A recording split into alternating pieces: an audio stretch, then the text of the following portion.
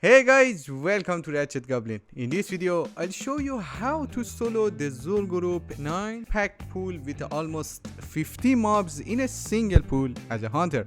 I'll also cover the best build, consumables, how to get the pet, and tips for a smooth run. If you have any question, feel free to drop a comment and I'll respond all of them. Don't forget to subscribe for more exciting classic WoW content. Let's go. As shown in the video, follow this path because we are going to kill a fish. If you are new to soloing Zul'Gurub, I highly suggest skipping the fish and the nearby croc pack, which I call the fish pack. If you decide to skip it, you can jump from the other side, which I'll show you later. If the fish I'm targeting starts attacking you, you can use freezing trap or call your pet to taunt it. If you accidentally pull the nearby croc pack, just use feign death to drop the combat. Alright, it's time to kill this specific fish. The reason we need to take it down is that if you pull the nearby croc pack during the pull, this fish will also follow them and attack you from the river even if you are standing on the bridge. It can still hit you and it will eventually kill you. So killing the fish is straightforward as shown in the video, but be careful not to move too much to the sides or you will pull two other nearby fish. You can also switch runes to kill it faster, but I avoid doing that because I often forget to switch them back, so I just kill it in this way. If you want to practice the pull and the bridge jump or just experiment, it's best to avoid this fish and the pack beside it.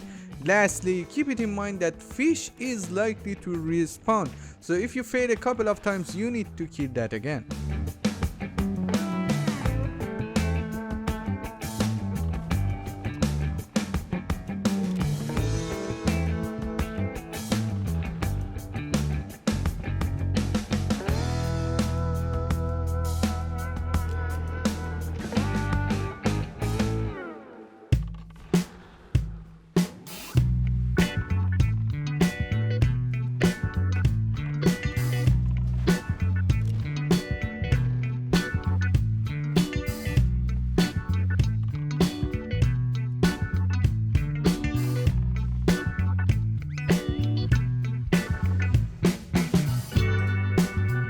Alright, let's move on to the next step.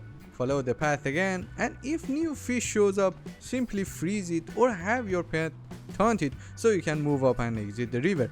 Make sure to climb up from the exact spot shown in the video or you will pull the crocs. Even if you feign death, they'll likely kill your pet. The next spot is the main location for the pull. You need to pull from this exact spot because if you move backward or left near the pillars, the packs you are trying to pull will evade and won't come to you. If you get too close to the edge, the patrols will attack you as well. So make sure you are standing exactly on this small mound on the ground. You can use the eagle eye spell as shown in the video from the exact spot to check the patrol before the pull.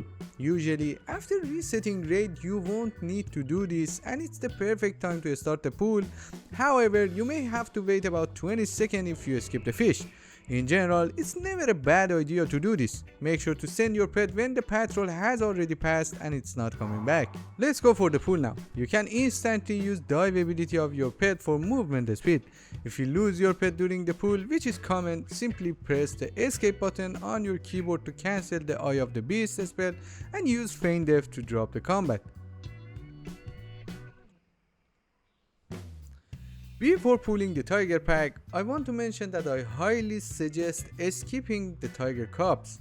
In this pool, I'm doing one big pool even though I know the entire tiger pack isn't worth the effort, especially if you don't have a powerful gear to burst down the cubs. However, this is the biggest pool you can attempt, at least from what I have found. I'll show you a more reasonable pool after this one where you can safely avoid the cubs by skipping a few tigers.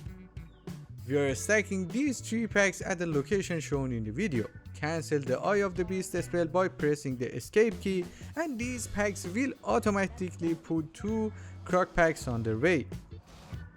Call your pet again, use Eye of the Beast and then instantly use the dive ability. It's time to get the 6 pack now. If it's a fresh raid, you shouldn't encounter a patrol here. However, if you do, you'll need to skip this pack and move on to the next one. Use Eye of the Beast again and send your pet to the next packs. While your pet is moving toward the pack, you should slowly make your way to the breach. As soon as your pet uses an ability, which you can notice if it loses energy, cross the road. Your pet will disappear and it will be time to get the last pack, which is the fish pack. Call your pet for the last time and send it to the croc pack. Ensure your pet loses energy before moving to the middle of the breach. Place the frost trap at the beginning of the breach, and before starting the kill phase, make sure to jump multiple times to stack the mobs as effectively as possible. The most important thing along with the stacking properly is managing the cobs in the 9-pack pool. Cobs will run away when their HP gets low, and it can be really difficult to catch them if they all reach low HP at the same time. Watch the kill phase and I'll explain the build, runes, consumables, how to get the pet and its macros, and another run where I ignore the tiger cobs, making it much easier to kill 41 mobs.